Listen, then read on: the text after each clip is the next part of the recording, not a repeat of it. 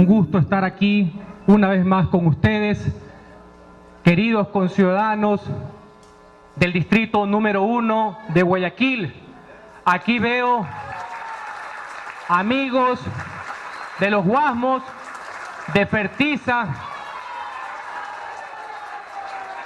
veo amigos de la Floresta, del Suburbio, del Cisne, de Plan Piloto. Muchas gracias por estar aquí en esta rendición de cuentas que la hago como una obligación moral antes de carácter legal. Asimismo agradezco a la señora vicealcaldesa de Guayaquil, la abogada Doménica Tabaqui, que nos honra con su presencia, asambleístas, concejales, directores y queridos compañeros de la corporación municipal, siempre prestos aquí a estar junto a ustedes, al pueblo de Guayaquil. Quiero empezar diciendo que soy consciente de la confianza que ustedes me han delegado, la representación que obtengo para poder ser su voz en el Parlamento ecuatoriano. Esa es una misión difícil y todos los días persevero para estar a la altura de las circunstancias, de lo que ustedes desean de un asambleísta allá en la asamblea, donde está el altar de la patria y donde se fragua el ser político de la nación. En ese sentido, el año 2015 fue un año sumamente duro para el pueblo ecuatoriano. El gobierno reconoció que la crisis económica nos golpea a todos, por más que algunos quieran de una u otra manera dejarla a un lado. La caída de los precios del petróleo, más nefasto manejo económico de un modelo estatista, centralista, concentrador, dejó a los ecuatorianos en el desempleo. Esa posición hizo que el gobierno, a través de la asamblea, presente algunos proyectos de ley confiscatorios para despojar del patrimonio a los ecuatorianos, para buscar por otra vía lo que su despilfarro, lo que su derroche había extinguido. Así que mi labor fundamentalmente ha sido presentar una oposición de argumentos, por supuesto, con la dureza del caso, para poder representar los más caros intereses del pueblo ecuatoriano en un año sumamente difícil, donde el gobierno le apostó también a consolidar un totalitarismo donde se le da más poder a los que ya tienen poder. ¿En perjuicio de quién? De ustedes, de los ciudadanos, para favorecer a un proyecto político. Solo los que están en un partido, no para la gran mayoría de ecuatorianos. Este documento que se los voy a reseñar y que es una formalidad que hay que presentar al Consejo de Participación, contiene las intervenciones en el Pleno de la Asamblea, los proyectos de ley que he presentado, las asistencias al mismo, todas las observaciones a los proyectos de ley que no se hacen solamente a nivel de intervención en el Pleno, sino también por escrito, así como mecanismos de rendición de cuentas a través de los medios de comunicación y los informes de labores del contacto con ustedes, con la comunidad, con el territorio, con la parroquia, con las obras y servicios que benefician estrictamente a todos. Pues bien, aquí ustedes podrán constatar, porque acostúmbrense a desconfiar de los políticos, ¿cuál es mi registro de asistencia? Está en el orden del 81%. Y cuando he faltado, ha sido porque he estado con ustedes, acompañándole en las obras que se inauguran, que benefician y mejoran su calidad de vida. Porque hay muchos vagonetas en la asamblea que no van nunca. Así que a esos apelarles el ojo. Ahorita la certificación de la Secretaría de la Asamblea de cuántas asistencias tengo en el año. Aquí también el documento que lo voy a dejar para constancia de este CAMI, este Centro de Atención Municipal Integral, está cada una de las participaciones en las leyes más importantes y más fundamentales que han pasado por la Asamblea, muchas de ellas, lastimosamente, con la finalidad de promover un estatismo que solo beneficia al correísmo y no a las grandes mayorías. Como primer ejemplo, desde el nombre una farsa, Ley de Justicia Laboral. Hay unos que creen que con leyes se crea empleo. No pasa eso, pero con leyes sí se perjudica el empleo. Esta fue una de aquellas. Aquí en este proyecto, y constan los dos debates en que participé, violaron la Constitución para quitarle el derecho a los ecuatorianos que trabajan en empresas privadas a recibir todas las utilidades por las cuales han trabajado. Las utilidades, mis estimados amigos, no son un regalo, no son una dádiva, son un derecho fruto del esfuerzo y del sacrificio. Pues el gobierno violó la ley, violó la Constitución, le metió la mano al bolsillo de los ecuatorianos para poder sacar las utilidades. Y en esa misma ley le quitaron el derecho al aporte del 40% al fondo de jubilación, es decir, contra los adultos mayores. No solamente que perjudican el empleo, sino que también, ya en la plenitud de la vida, le meten la mano a los adultos mayores con el fondo de pensiones de jubilación. Lo que no ha hecho ningún gobierno, lo hicieron vía ley, con una asamblea que se sirvió de alcahuete de las pretensiones del gobierno. Primero y segundo debate de las intervenciones. Debate la ley orgánica de tierras. A lo largo de toda esa ley querían entrometerse en las funciones de los municipios, que son autónomos, que tienen competencias, es decir, atribuciones tanto en el ámbito urbano como en el ámbito rural. Presentamos las observaciones y hay una buena noticia. Acabamos de recibir el veto por parte del Ejecutivo y reconocen lo que dijimos en las dos ponencias, que no pueden interferir, ningún organismo puede interferir en las atribuciones exclusivas que tienen los municipios del país.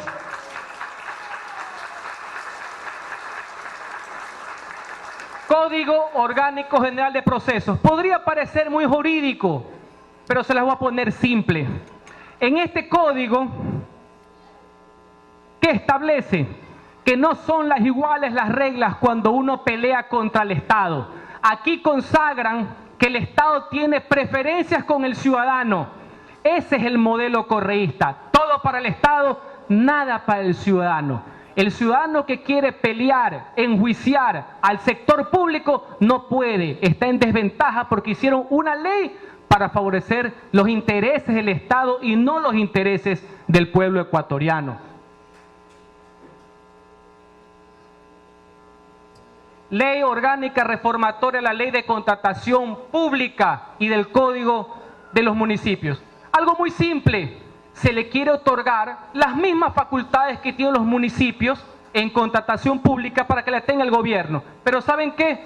Ni con las leyes pueden, porque recordemos que estos mismos señores del gobierno no saben ni lo que compran, ni a cuánto lo compran, ni qué mismo es lo que vale. Así que más allá que la ley es positiva, su implementación, su práctica, tengo muchas dudas. Una mezcla entre inoperancia y ahora errores de buena fe, como le llaman, ya saben ustedes los resultados. Qué importante que esto para todos ustedes, para todos nosotros, para las familias. Primer debate y segundo debate, la ley de drogas. Ustedes sí saben que en ese proyecto se permitía que la gente pueda cultivar en sus propias casas la droga para consumo personal, pero no decían quién las catalogaba, porque no es lo mismo, más allá que yo no estoy de acuerdo, pero respeto a los que creen así, no es lo mismo sembrar marihuana que sembrar las drogas duras. Esa mala lectura, más la permisividad del gobierno, generó ese trauma a nivel del país, y ustedes lo conocen, familias enteras que han visto en sus narices cómo la juventud se pierde por la lacra de la droga. Confunden que no hay que ser autoritarios, y que el consumo de drogas no es sujeto a cárcel con ser permisivo con el expendio. En eso debemos luchar todos, porque el futuro del Ecuador depende de que la juventud no caiga lastimosamente en esas drogas, y eso es un compromiso de todos, en la ley y también desde las casas, desde el hogar, con la educación que hemos brindado a nuestros hijos. Así que se cambió, por suerte, para el segundo debate la pretensión original de estos trasnochados de dejar a libre albedrío el tema de la comercialización y consumo de drogas. Hubo un avance en ese sentido y ahora, como siempre debió ser, hay penas restrictivas para el microtráfico en todo el país. Debate la ley orgánica, remisión de intereses, multas y cargos. Como el Ecuador está desesperado por dinero porque se lo derrocharon, inventaron esta ley para favorecer a los grandes deudores. Siempre estos que se llaman socialistas, que supuestamente se preocupan por el pueblo, lo que hacen es legislar con dedicatoria para que puedan entrar recursos que no lo hacen por las vías regulares a través de la producción, del empleo, sino a través de leyes con dedicatoria para que los morosos, pero no el pobre ciudadano que porque perdió el empleo no puede pagar la deuda hipotecaria de su casa, sino para ahí sí grandes empresarios, y sorpréndanse ustedes, para muchos banqueros. Qué importante que es este proyecto. En primer debate no ha pasado en segunda. Creo que va a ser terrible para el gobierno si quieren continuar. Primer debate, la ley de ordenamiento territorial, gestión y uso del suelo. Aquí el gobierno, centralista como es, que le fastidia el progreso de las ciudades que tienen municipios como el de Guayaquil, que funcionan con eficacia, con celeridad, que sirven a las grandes mayorías,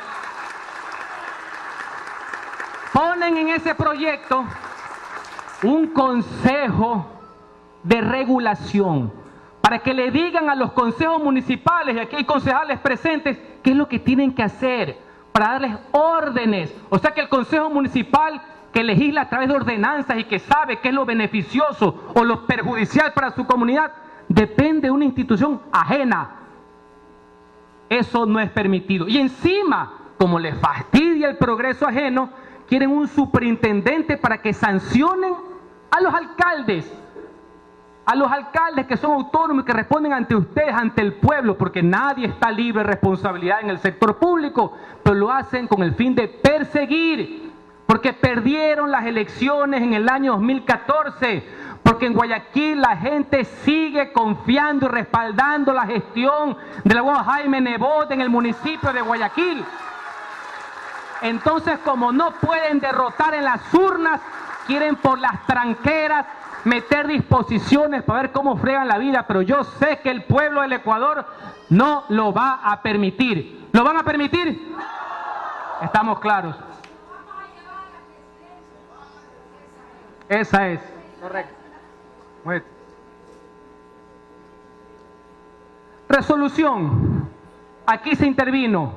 Hace 10 años, unos diputados hicieron una mayoría y destituyeron a la Corte. Muchos creen que eso era lo correcto. Yo no.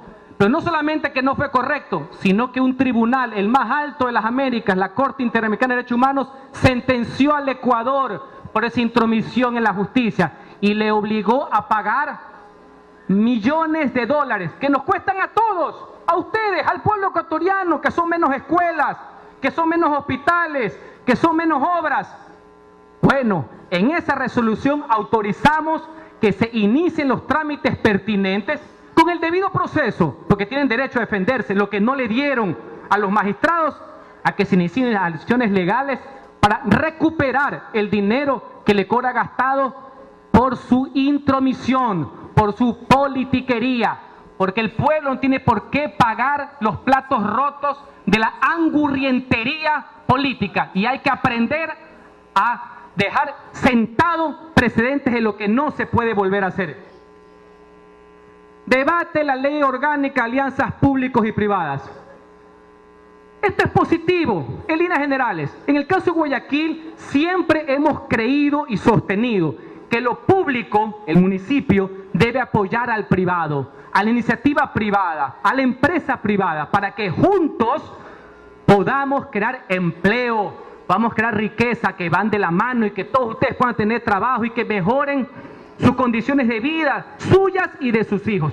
Pues el gobierno, después de 8 años que nunca creyó en lo privado, que nunca cree en el trabajo que no viene del Estado, le apuesta a esta ley, pero no porque lo creen, sino porque ahora necesitan el billete, pero eso no viene sin confianza.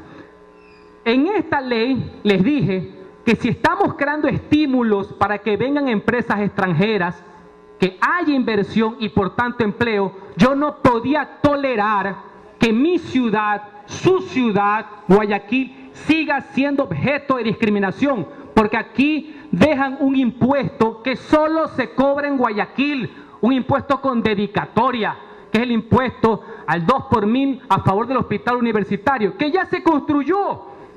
Sin embargo, solo pagan los guayaquileños cuando el sistema de salud pública viene del erario nacional. Exigí que se retire. Lastimosamente, una mayoría oficialista del gobierno, indolente y profundamente sectaria, no recoge nuestras observaciones. Por eso voté en contra, porque yo con mi voz, que es su voz, y con mi voto, que es su voto, yo no puedo tolerar que perjudiquen a mi ciudad.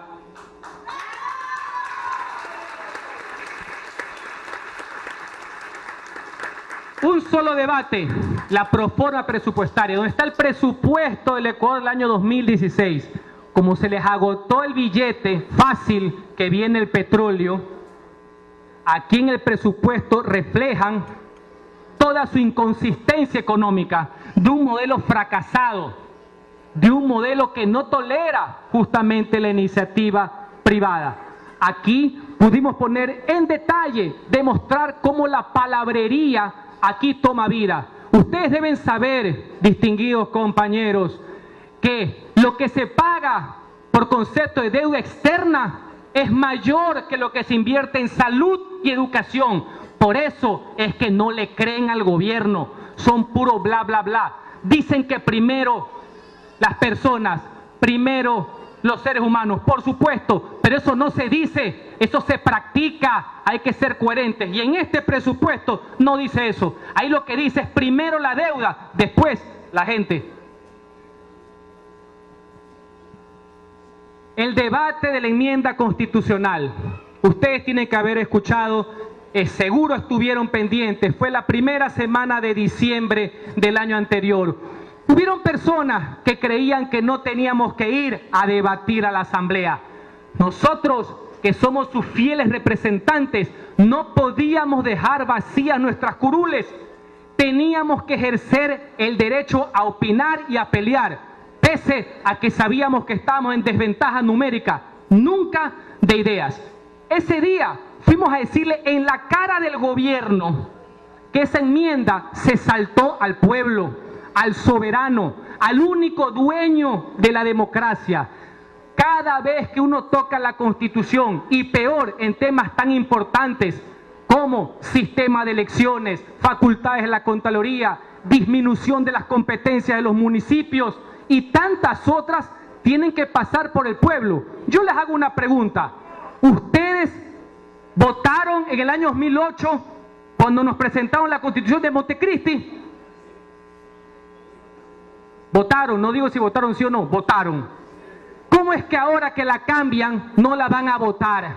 No tienen el derecho de participar. Pues ese día dejamos sentado para la historia que el pueblo tenía el derecho libérrimo a ser consultado, a que haya una consulta popular para que pueda decidir con su voto su destino, no que otros, una mayoría que solo quiere adecuar, cambiar la Constitución en beneficio propio, no de las mayorías. Lo dijo hasta la misma presidenta de la Asamblea Nacional.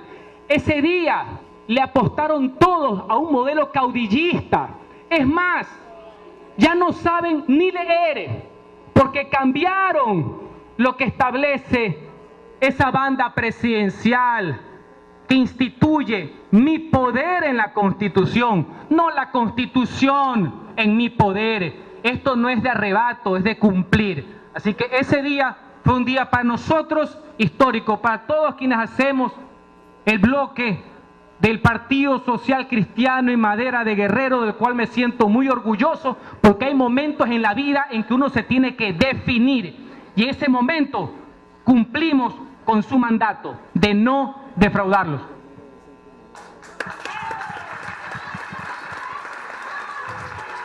Esas fueron, en resumen, las 16 intervenciones en el Pleno de la Asamblea, en las leyes, insisto, más importantes, de mayor trascendencia. Pero también los legisladores tenemos la obligación de legislar de propio derecho. Presenté, pese a que estamos en minoría y pese a que sé que la mayoría obra de mala fe, presenté un proyecto de reforma a la Ley Orgánica de la Función Legislativa. ¿Para qué? Para mejorar de forma radical las funciones de fiscalización que tienen los diputados. Solo para que ustedes sepan, estos señores han inventado de que si usted no tiene nombre de ministro, sino es secretario de Estado, usted no puede ser llamado al Congreso porque no es ministro, es secretario. Entonces, los secretarios son ministros. Es decir, ahora se cogen de trabalenguas para sacarse por la ventana su obligación de ir al Congreso a responder ante los diputados, que son sus representantes, por las violaciones a la Constitución.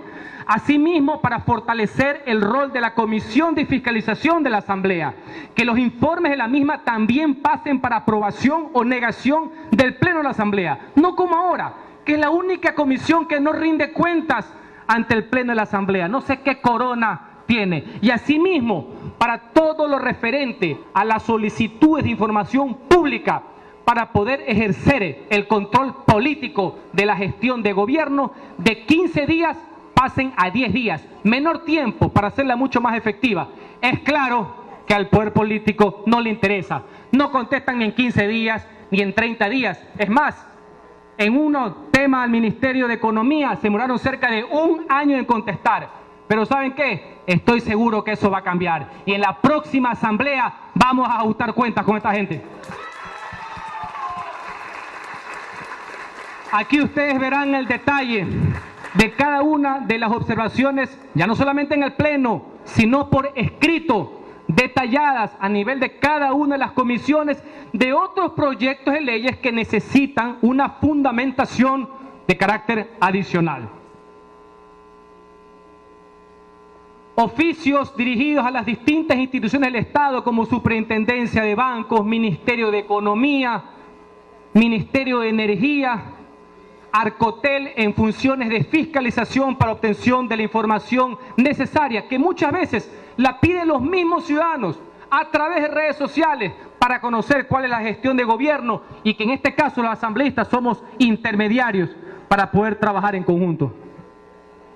Hay un trabajo también fecundo, arduo, no solamente en el Pleno, sino también en las comisiones legislativas. Yo soy parte de la Comisión de Gobiernos Autónomos, es decir, la que ve todo lo relacionado con la legislación de los municipios, porque los municipios son el corazón de la patria. Yo soy profundamente municipalista y desde ahí presento mis observaciones, mis reclamos, mis ponencias, mis apoyos y mis críticas. Ahí, por ejemplo, se estaba debatiendo la ley de ordenamiento territorial, hubo también la ley de gestión de datos civiles, entre muchísimas otras. Regularmente las comisiones sesionan todos los días miércoles. Esto es muy importante. La rendición de cuentas no solamente es una vez al año como dispone la ley, es de carácter constante. Cuando sus representantes, los diputados, los dignatarios, los concejales, van a los medios de comunicación, van porque van a dar la cara a los ciudadanos. Van a decirle diariamente, semanalmente, qué es lo que han hecho, en qué han trabajado en nombre de ustedes. Y también están para recibir las críticas, por supuesto, y los apoyos que fueran del caso, en una comunión directa. En ese sentido, en radio asistí en un año a 157 entrevistas. Ustedes saben que la radio es un mecanismo poderoso de contacto con el pueblo, justamente para que los pensamientos, las ideas y los postulados puedan llegar justamente a quienes más están pendientes de la labor. Hay 16 entrevistas de televisión y 84 pronunciamientos a través de la prensa escrita. Ahí ustedes podrán constatar, a manera de ejemplo, algunas de los videos, de las fotos de las distintas intervenciones, que insisto, yo lo veo como un mecanismo de rendición de cuentas de carácter permanente, revistas, periódicos, canales. Actividades en la comunidad, que es estar con ustedes, al lado de ustedes, permanentemente, no solamente en campaña, que es el vicio de la clase política, sino de forma diaria, de forma semanal. Es muy importante. Me honro siempre en acompañar a las distintas autoridades municipales, a la vicealcaldesa, al señor alcalde de Guayaquil, Jaime Nebot, cuando hace recorridos de obras, cuando hace inauguraciones de obras. Yo no inauguro obras, los asambleístas no hacen obras, pero sí necesito estar ahí, porque ahí uno recoge la inquietud ciudadana que después se transforma en leyes en la República, pero para beneficiarlos, nunca, nunca para perjudicarlos. Eso no está. Eso no es posible, para eso no me presto. Por eso es importante el contacto en las inauguraciones. Ahí estamos con el concejal Jorge Pinto recorriendo el Guasmo Sur en julio de este año. Estamos ahí también en Fertiza. Eso es importante. Contacto ciudadano permanente. Distintas actividades oficiales, por supuesto. A nivel de la primera sesión que hubo con la nueva autoridad de tránsito municipal, las fiestas de Guayaquil, donde permanentemente nos juntamos a honrar a nuestra ciudad, pero no solamente porque es su fiesta patronal o su fiesta de independencia, porque la honramos todos los días con obras y con servicios, que es lo que le interesa a ustedes. Estamos también en Bastión Popular, ahí estamos con la vicealcaldesa y con la concejal González, programa de aula, complejo Sumar. Estamos también en Chongón, porque la labor supera inclusive a los distritos. El beneficio de un distrito es el beneficio de todo Guayaquil. Las obras no tienen signo, las obras son siempre en beneficio de todos. Encuentro con jóvenes, y ahí, en la querida parroquia Febres Cordero, donde está nuestro concejal Papá Noel, en la entrega de los presentes para los niños, para los que más necesitan, para los que nos tienen, con algo muy importante. Primero, amor. Después, los presentes. Bueno, queridos amigos, ese ha sido un pequeño resumen de mis actividades. Yo ratifico en este momento mi compromiso y mi amor por Guayaquil y por sus hijos. Y por tanto, en este año voy a seguir luchando, perseverando, para impedir que el gobierno nacional quiera asestar nuevos golpes a las mayorías, al pueblo ecuatoriano, en todas las áreas. Yo no solamente hablo por un tema, e inclusive lo que beneficia a todo el Ecuador, pero yo no puedo dejar a un lado que básicamente yo me debo a Guayaquil, yo me debo a ustedes. Y aparte de mis funciones como asambleísta que están regladas, hay siempre un mensaje, hay siempre una actitud. Y en estos momentos en que el gobierno está más desesperado que nunca, ustedes saben todos los protervos ataques que ha sido objeto la administración municipal. Esa que sí es eficiente, esa que sí es solidaria, que trabaja para todos sin distingo. No importa qué partido fueren, a todos les llega la obra del municipio de Guayaquil. Han querido denostar en que nuestro modelo, que se llama progreso en libertad, no sirve, cuando el de ellos es el que no sirve, y quieren contagiar su irresponsabilidad, su ineficacia y su indolencia a quienes sí sirven, sí trabajan, sí quieren a la gente y sí son eficaces. Por eso, con mayor ahínco, este año me voy a ver en todo lo referente a la defensa del modelo de progreso en libertad en la ciudad de Guayaquil. Esta ciudad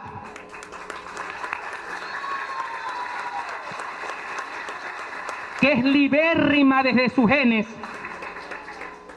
que no admite interferencia alguna, que no se presta a ser forjada por los hechos y por la historia, sino que actúa para forjarla y para cambiar esos hechos y esa historia. Esa ciudad que es capitana de su destino, es decir, propietaria, que no depende de nadie, que cree en el rol de las personas, que cree en el rol y en la actividad de los privados, de esas historias de guayaquileños y guayaquileñas que de la nada, a punta de amor y a punta de sacrificio, salen adelante y crean un futuro mejor para todos.